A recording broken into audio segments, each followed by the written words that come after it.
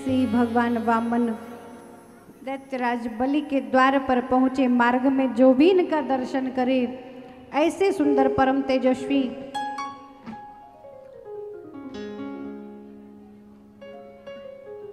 द्वारपालों ने सूचना की, महाराज एक वामन छोटे से पधारे हैं। बलि जी महाराज जब आए स्वागत के लिए, देखा बलि भी मोहित हो गए, देखते रह गए। मेरे द्वार पर याचक तो बहुत आए हैं, पर आज से पहले ऐसो छोटो सो वामन मैंने कभी नहीं देखा। बड़े प्रसन्न प्रणाम करे, भगवान का पूजन किया है, हाथ जोड़ करके निवेदन, महाराज बताएं आपके लिए क्या सेवा करूं, जो इच्छा हो सो आप मांग लीजिए। भगवान बड़े प्रसन्न, खूब प्रशंसा करी, धन्य है भैया बलि, आपका बड़ा नाम सुना, बड़ा यश है। चले आए इसीलिए कि बलि का राजकोष पवित्र करें। धन की सर्वश्रेष्ठ गति दान है। यूं तो हमें बहुत अधिक कुछ कामना नहीं है, पर सोचा कि आपके लिए बस। बलि महाराज बड़े प्रसन्न हुए। महाराज आपको दान देकर मुझे भी बड़ी प्रसन्नता होगी। आज संसार के सर्वश्रेष्ठ दानियों में आपका नाम है। अरे वाह, तो कहा पूर्वजों की गाथा गाए, जितना पांडित्य कर्म की, जितनी चालाकी चतुराई है, वो सब ठाकुर जी ने सारी नीति लगा दी। आज भिक्षुक बन करके भक्त के द्वार पर भगवान। बलि ने कहा महाराज जो आपकी इच्छा हो आप मांग लो, मैं दूंगा। जो भी आप मांगोगे मैं दूंगा। क्या कहा? मैं दूंगा। मैं, समझ गए? भगवान ने कहा मैं लूंगा, मैं तेरे मैं को ही लेने आया हूं। मैं किसे कहते हैं?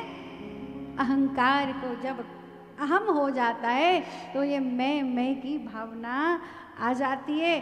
ठाकुर जी यही देखा कि प्यारे, ये जो अहम है, ये जो द्वेष है हृदय में आ जाते हैं। भक्त के हृदय में अहम आवे, ठाकुर जी को अच्छा नहीं लगता। ये मैं लेने ही तो आया हूँ। कहा नाथ जो मन हो सो कहिए। तो भगवान ने कहा हमें अधिक कामना नहीं है, बस भजन करने को भूमि स्थान हो जाए। 3 पग भूमि। जैसे ही 3 पग भूमि की याचना की, बलि जी महाराज को आश्चर्य हुआ। महाराज कैसी बात करते हो?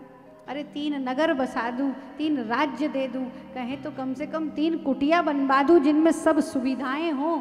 नहीं नहीं, भगवान ने कहा देते हो तो दो, नहीं तो हम फिर चले। हमें तो सुना था बड़े दानी हैं। अरे हमें अधिक नहीं चाहिए, हमें ये प्रलोभन मत दीजिए। सबसे बड़ा संतोष धन होता है, हमारे पास संतोष धन है। जिसके पास संतोष नहीं है उसका कुछ नहीं हो सकता। बलि महाराज ने निवेदन किया नाथ मैंने वचन दिया है, मैं पूर्ण अवश्य करूंगा। गुरुदेव नाराज हुए। श्री शुक्राचार्य जी महाराज ने समझाया भाई ये कोई वामन नहीं है, ये तो नारायण है, विष्णु है, तुम्हें छलने के लिए आया। ये बड़े दिव्य त्रिकालदर्शी है ना श्री शुक्राचार्य। आज बलि ने गुरुदेव की गुरु वाक्य का भी तिरस्कार कर दिया, बात नहीं मानी। श्राप देकर शुक्राचार्य चले गए, तुम्हारी लक्ष्मी तुमसे छिन जाएगी। जैसे ही संकल्प के लिए उद्यत हुए, भगवान वामन ने संकल्प त्रिवाचा 3 वचन लिए और जैसे ही संकल्प का जल छोड़ा, भगवान की बारी आई। हाँ महाराज आइए, अभी आपको भूमि दान, अपने पाँव से भूमि नाप कर। भगवान बोले नहीं नहीं, तेरे नापी हुई भूमि हमें नहीं चाहिए, हम तो अपने ही पाँव से, अपने चरणों से।